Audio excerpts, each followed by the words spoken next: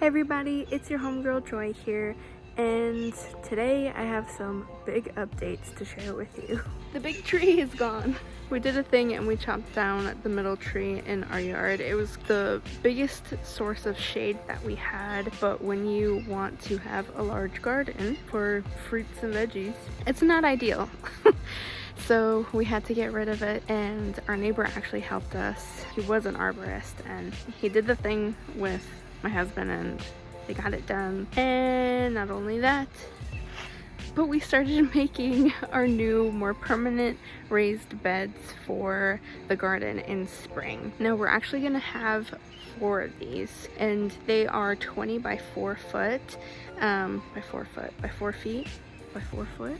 I don't know, but we're gonna have 4 of these and then one long one going along the side on the fence. And that one I'm gonna use for herbs and flowers, just to attract more pollinators. It's not gonna be any vegetables or anything like that, nothing large, because it is mostly shaded, but I know that some herbs and a lot of flowers will do well there. So that's what we're gonna do. And I'm so excited. We've been trimming down a bunch of branches that are hanging over the yard that could be causing shade, that would be causing shade, and we're making this place a more vegetable garden friendly environment. We got rid of the tree with all the squirrels that like to eat the tomatoes and dig holes in my garden. Yeah, just, you know. And yeah, there it is. It's honestly just crazy. It's really insane to think that we're finally putting our plans in motion and getting our garden set up, and it's gonna be our permanent setup for our garden. So we're gonna have mulched paths in between the beds. It's gonna be a complete designated area for growing food, and we're gonna try to rotate beds, and we're gonna try to do the whole thing. And we're also gonna make a drip irrigation system. So we're gonna have a timer to help with watering during the summer, because it's really intense. It's a lot to hand water. And not only that, this one bed that we made is about the size of the bed that we have in the back, and that was already tough to go out in the blazing heat. Even when it's the morning or the evening, it's like 99 degrees outside. So that's gonna be very helpful, and it's just the beginning of the plans that we have for the yard. Once we have our garden established, we're gonna work on the lawn. Well, in getting a lawn, because it's non-existent right now. It's pretty much dirt and dead weeds. The only really pretty thing that's happening right now are these wild roadside asters, I believe they're called. They're beautiful and the butterflies are loving them right now. I'm sure it's just nature's way of providing pollinators some food for autumn. But yeah, that's what we've been working on, and I haven't posted much on the channel in regards to gardening because there hasn't really been much gardening happening. There's been a lot of watering. Which I'll show you in just a second what I did plant. The previous gardening video was prepping our first bed to be able to plant in what we can for this autumn.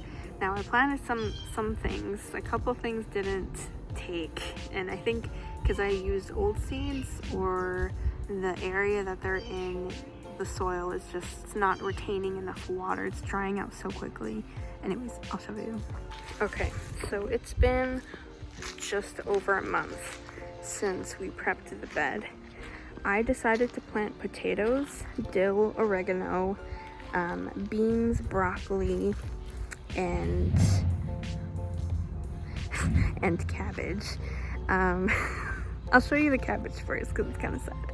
Okay, that little thing is the one cabbage out of the big row that I planted. The only one that took.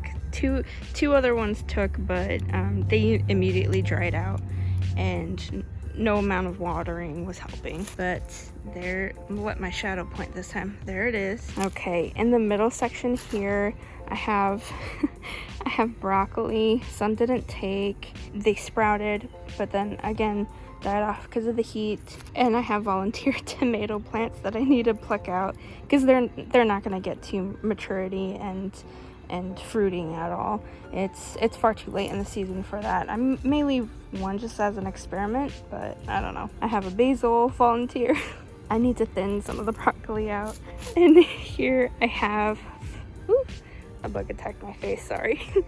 I have bush beans growing, and they're actually doing beautifully. I'm really excited about the bush beans. I made sure to plant a good bit, and I want to have a decent harvest so I can either can some or freeze some to actually eat in a full meal. And then here we have our potatoes, and they're doing well. I think all of them have sprouted. There should be 15, but yep, there they are. There was a few days where it was kind of overcast, so some of these are a little leggy, which surprised me, but they're doing all right now. Here is where I tried to plant a row of dill and then a row of oregano. Mind you, I had absolutely no idea that, let me flip this. I had no idea that oregano seeds were microscopic. None of them took, and I'm not surprised because this soil it gets compacted very quickly. It also has a lot of chunks, and oregano, I didn't realize when I planted the seeds over here that it needs full sunlight like chamomile seeds do, so they just didn't take. And one dill plant did. I don't know if you saw it, but it was kind of sad there, so I decided to take 2 containers and designate one to dill and one to oregano. Now, I just about lost all hope because it had been 2 weeks and I didn't see any sprouts at all. And finally, I think the 13th day, 13 or 14, there was finally some oregano sprouts and dill sprouts. They took so long to germinate, and the oregano sprouts were just as microscopic as their seeds. Here, I'll show you. Like, what is that? It's barely there. Oh my gosh, it is so tiny. It was absolutely ridiculous and so cute at the same time because they're so small, but I have a good bit of them. This is a decent sized container, and I'm really excited to get some oregano.